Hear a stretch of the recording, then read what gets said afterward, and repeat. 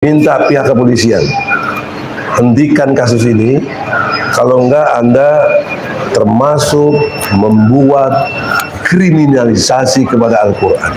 Al-Quran Anda adili. Quran bilang boleh mubahalah, kalian bilang tidak boleh, kalian menentang Al-Quran. Dan kita lihat kalau Allah ditentang, azabnya segera datang.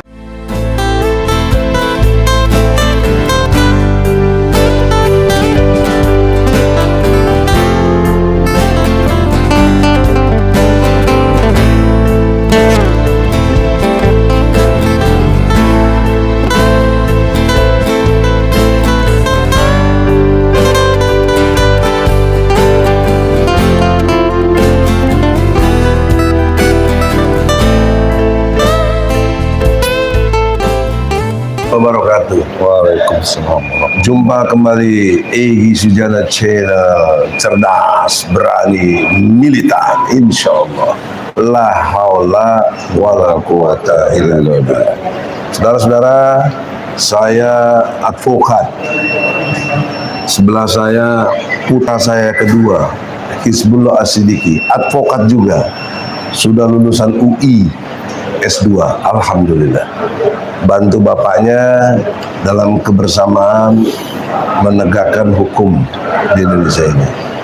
Hari ini baru saya besok Gus Nur dan Bambang Tri di bawah tanah situ, sekarang udah keluar. Ada pesan moral yang sangat mendasar di dalam pengertian kebersamaan kita ini, yaitu saya menyampaikan kepada Gus Nur tentang situasi terakhir. Dan Gus Nur menerima, Bambang Tri menerima apa adanya. Maka dalam kondisi yang terakhir kita lihat mereka semakin strong, semakin kuat.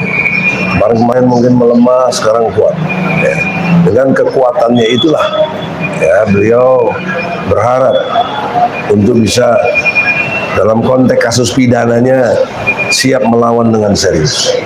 Nah, dalam konteks kasus pidananya ini, yang dituduhkannya adalah tentang ujaran kebencian, penyiaran berita bohong, ya, dan kemudian hal-hal lain yang berkait dengan penistaan agama, katanya. Padahal mubahalah itu ada diatur dalam surat Ali Imran. Coba bacakan. Ali Imran ayatnya 61. Tolong everybody yang ngaku beriman, saya fokuskan yang ngaku beriman, yang betul-betul beragamanya Islam. Ini perintah Allah, nggak ada menista agama. Pakai otak gitu loh. Coba Ali Imran. Bismillahirrahmanirrahim. Ayat 61. Siapa yang membantahmu dalam hal ini setelah engkau memperoleh ilmu? Katakanlah Muhammad, marilah kita panggil anak-anak kami dan anak-anak kamu, istri-istri kami dan istri-istrimu, kami sendiri dan kamu juga. Kemudian marilah kita bermubahalah agar laknat Allah ditimpakan kepada orang-orang yang berdusta. Mari kita bermubahalah. Jadi mubahalah yang dilakukan Gus Nur dan Bambang Tri untuk mengkonfirmasi ini cara dalam Islam untuk mendapatkan kebenaran hakiki. Karena nggak ada saksi, karena nggak ada bukti-bukti lain misalnya, maka alat pendekatan untuk mubahalah inilah yang paling cocok. Karena ini bersifat gaib, mengandalkan kekuatan dari Allah Subhanahu wa Ta'ala. Dan ending dari mubahalah ini harus ada laknat. Nah, Bambang Tri siap dilaknat, dihabisi, bahkan ditembak kepalanya kalau apa yang disampaikan itu bohong, tidak benar. Maka berakibat kepada lawannya yang dimaksud dalam ini ijazah palsu kepada saudara Jokowi. Maka Jokowi kalau tidak berani dan tidak datang dan tidak mau ini, maka adalah mubahalah sepihak dulu untuk menyatakan kebenarannya, supaya Gus Nur dengan meyakinkan saya terutama terus terang saya yakin karena ada surat Ali Imran ayat 61 ini dan peristiwanya ada. Jadi ada fakta hukum, ada data hukum, ada logika hukum. Jadi logika saya dengan lihat fakta tuduhan ijazah palsu dan ada datanya, logika saya berpikir tuh, bagaimana logika saya cicing wae? Nggak bisa. Kita ini intelektual, punya kecerdasan untuk melawan keadaan yang nggak benar. Nah, karena itulah saya lakukan gugatan, tapi tekanan juga begitu besar, yang ditahan ini nggak bisa keluar, bagaimana saya mau bisa membuktikan? Maka strategi saya counter attack, saya tarik dulu, ya, walaupun alasan nggak kuatnya apa itu no problem. Yang penting pokok perkara belum masuk, jadi keadaan Sri 1-0. Nah, jadi sekarang malah melebar, bisa siapapun mau gugat intervensi atau gugat class actionnya boleh, gugat class action boleh. Kalau enggak juga mendesak DPR dan DPD-nya juga boleh, karena DPR DPD punya hak untuk mengawasi jalannya pemerintahan. Panggil presiden, hak interpelasi kah, hak angket kah, hak bertanya kah, bisa dimainkan oleh DPR kalau DPR berani. Kalau DPR juga tidak pengecut. Kalau pengecut kok pasti nggak berani.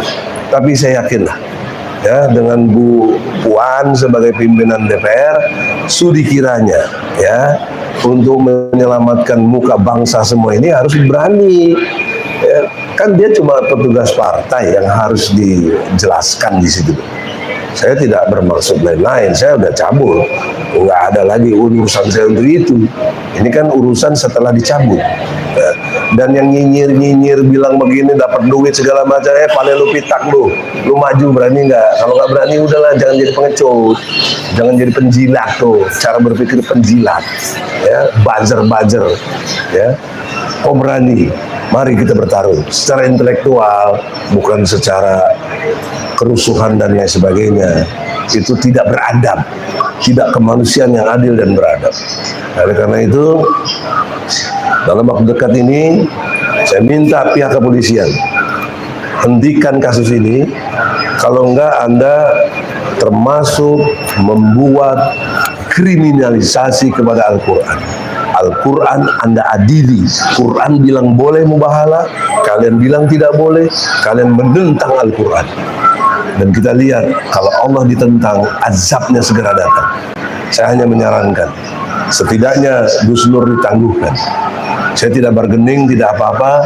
Saya tidak melakukan hal-hal yang tidak terpuji, apalagi tercela seperti bikin ijazah palsu. Ya, kalau Jokowi punya, datang dong, jelaskan. Jangan bikin bangsa jadi repot kayak begini. Saya duga Jokowi punya ijazah palsu, tapi namanya bukan Jokowi di situ. Hermanus yang saya tahu, ya, itu nggak mungkin bohong, boleh dibuktikan. Ya, kalau bohong, ya saya salah, selesai. Ya, nggak ada kayak si Bambang Tri juga. Nah, kalau yang siap ditembaknya Bambang Tri, saya nggak janji begitu. Saya ikuti mubahalahnya saja, mubahalah. Bahwa Bambang Tri berani menyatakan dia benar, dia nyatakan ijazah Jokowi palsu, Jokowi nggak berani membuktikan ijazahnya asli, ya sudah pasti dong. Logika mengatakan Jokowi yang tidak asli. Nah, untuk supaya baik buat bangsa ini, apalagi mau G20, tanggal 15 nih G20 di Bali, ya. Kalau gonjang ganjing teman-teman kita, ada dari Muslim Arbi, bagus saya lihat tuh udah bikin surat, ya. Dari Mudrik Sangidu sudah bikin surat ke DPR. Nah, kalau tidak diignornya ya sudah, nanti logika rakyat akan jalan sendiri dan dia akan membuat satu mencari keadilannya. Menjadi gerakan-gerakan, menjadi people power akan mungkin terwujud. Ada tambahan? Cukup. Demikianlah saudara-saudara, semoga langkah baik. Saya melakukan ini demi kemanusiaan yang adil dan beradab, demi ketuhanan yang Maha Esa, demi persatuan Indonesia. Kita jaga yang baik dengan kerakyatan yang dipimpin oleh hikmah kebijaksanaan dalam permusyawaratan dan untuk keadilan seluruh rakyat Indonesia.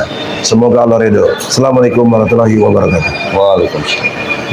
Bismillahirrahmanirrahim. Assalamualaikum warahmatullahi wabarakatuh. Hari ini ngaji Sekoro di Malang tanggal 6 November 2022. Kembali lagi Mbak Rizka, Mbak Desi, Pak Haji Pramono, Mas Indra, Pak Joko, perwakilan dari agen-agen yang akan menyerahkan infak untuk masjid. Totalnya berapa Mbak Rizka? Silahkan Mbak Rizka. Totalnya di bulan Oktober 2022 ada Rp8.152.013. Oke, terima kasih barakallah agen-agen semuanya di dalam negeri maupun luar negeri. Terus dampingi kami, dampingi Abi dalam membangun Masjid Karma 13. Nanti insya Allah Abi keluar masjidnya sudah jadi, begitu nggih. Pak Haji Pramono, barakallah Pak Haji nggih. Barakallah. Mungkin Pak Haji mau ngasih sambutan mungkin? Sampun nggih pun barakallah teman-teman semuanya. Assalamualaikum warahmatullahi wabarakatuh.